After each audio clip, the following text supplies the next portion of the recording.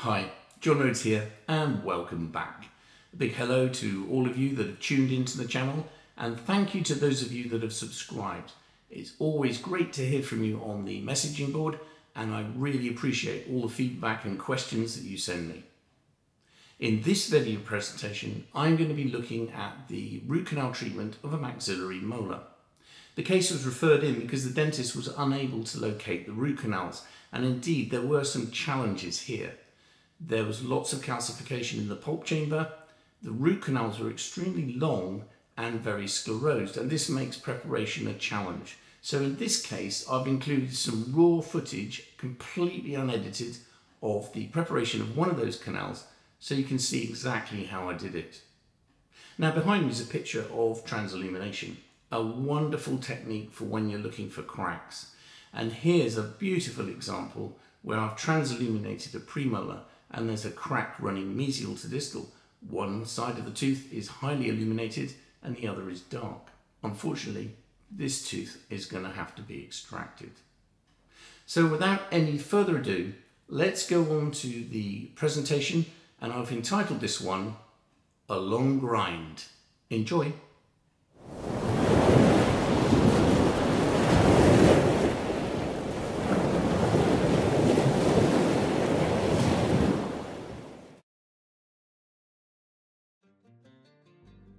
Here you can see the preoperative radiograph of the maxillary left first molar.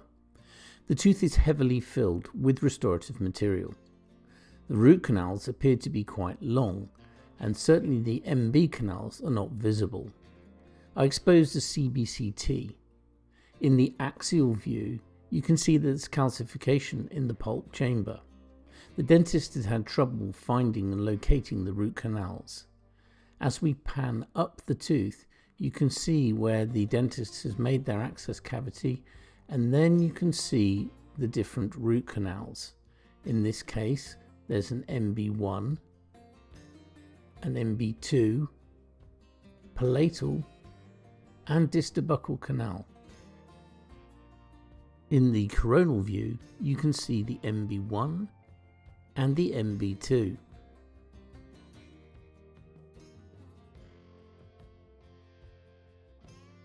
Here you can see the previous access cavity that has been filled with restorative material. It was a simple matter to remove this with a long tapered diamond and then fish out the PTFE packing tape that had been placed in the access.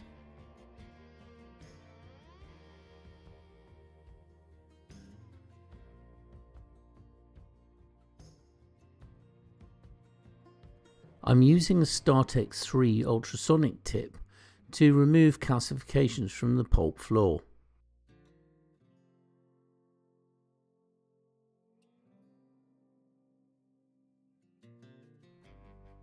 Here you can see pulp stones blocking the orifice of the palatal canal.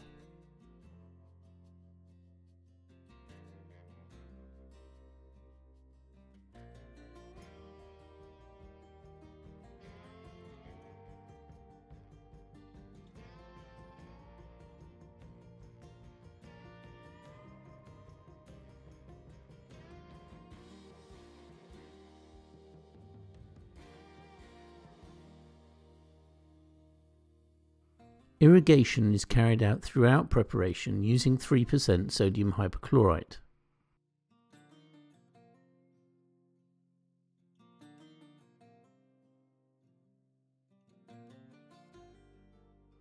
I've located the main canals, but here I'm looking to see if I can find the orifice of the MB2.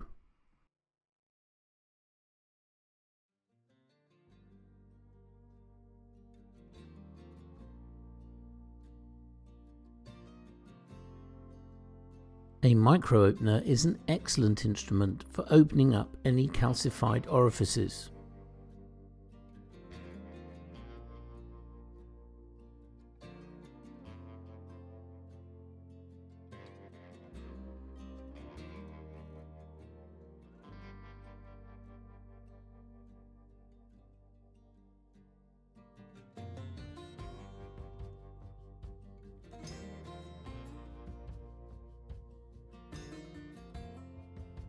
Here I'm using a ProTaper SX instrument to open up the coronal part of the root canal and flare the orifices.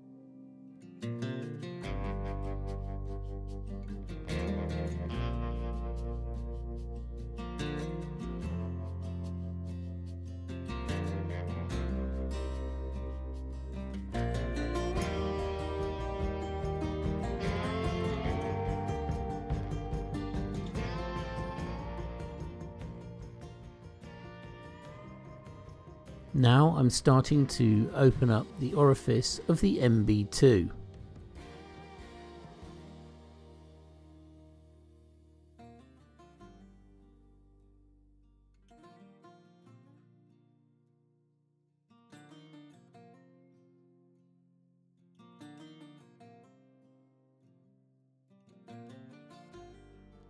Working length estimation is confirmed using an electronic apex locator.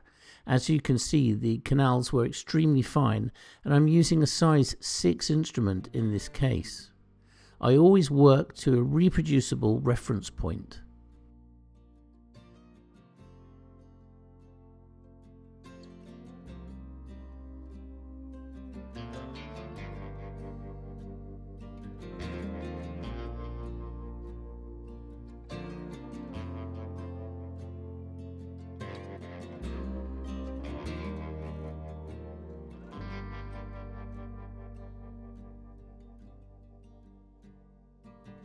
Having established the working length in all the root canals, I'm now in a position to start tapering and preparing them.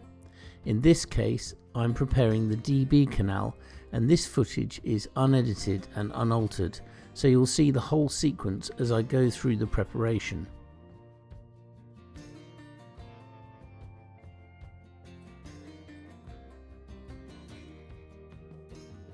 Preparation and tapering consists of a cycle of using a rotary or reciprocating instrument, followed by irrigation, patency filing with a hand file size 10, and then back to preparation again, repeating in sequence until we get to the full working length.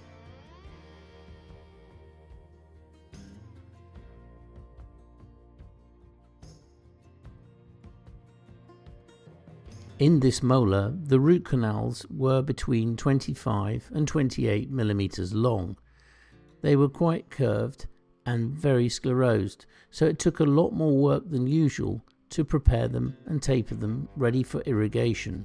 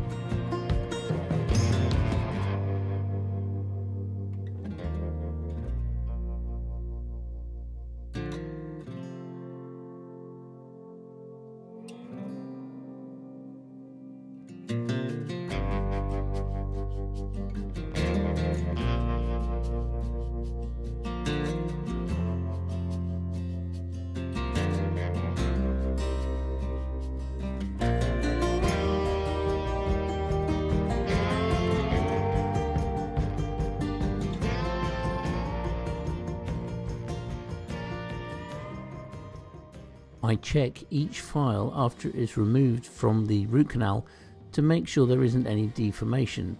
In this case, I can see that the flutes are unwinding, and so it's time for a new file.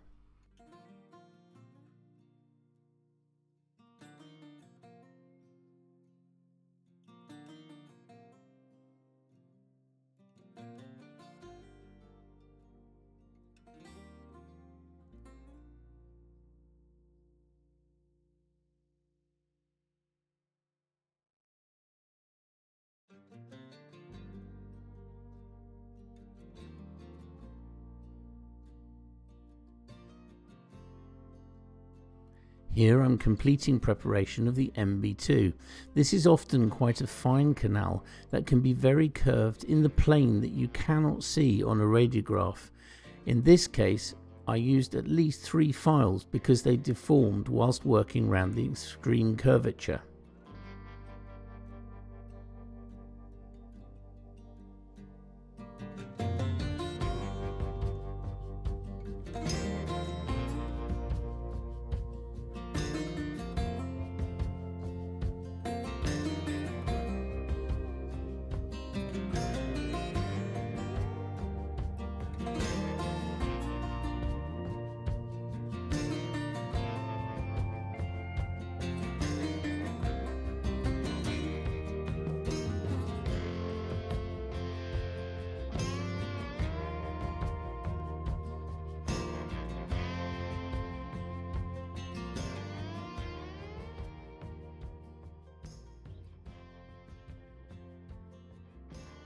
All our files are used single use only, but if you see damage like this unwinding of the flutes, it's time to pick up a new instrument.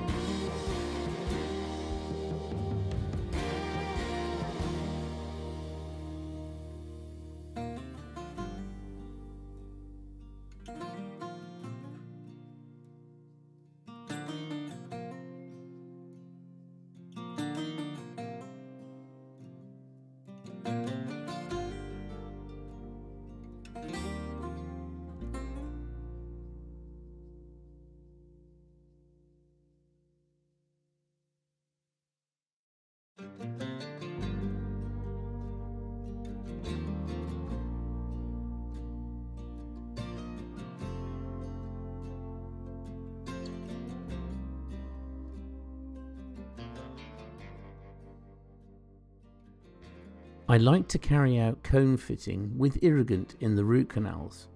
I can also use the GP cones to pump the irrigant and agitate it as part of the disinfection sequence.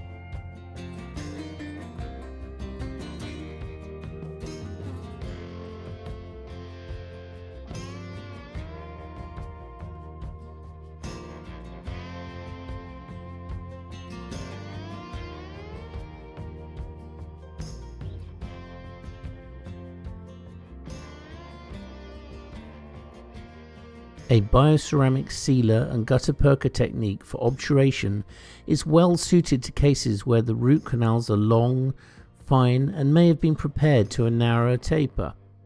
In such cases, it's unlikely that you get the heated plugger to within 4 mm of the working length, and so you're relying on the sealer to provide the seal.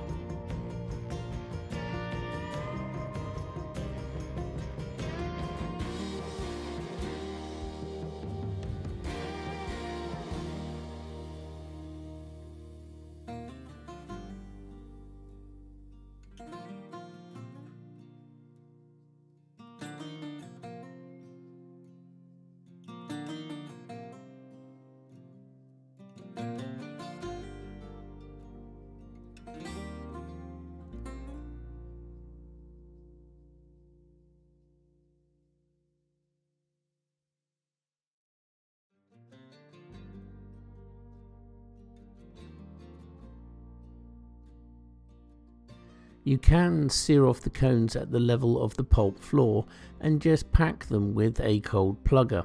However, I like to use a kind of hybrid technique where I condense the coronal part with a vertical compaction and backfill with thermoplasticized GP.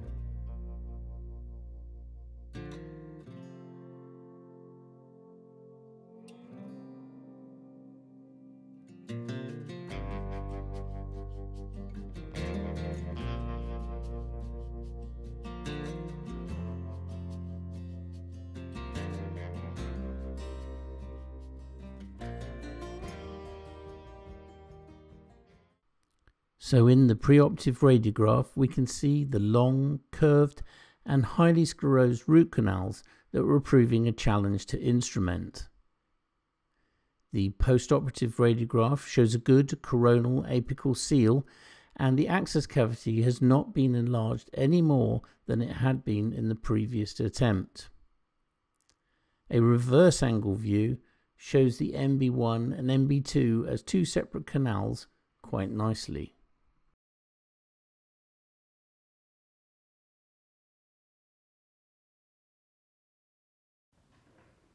Hello, well you got to the end and I do hope you enjoyed that presentation. Don't forget to stay tuned because there will be plenty more in the pipeline. Subscribe if you'd like, and above all, enjoy your endo.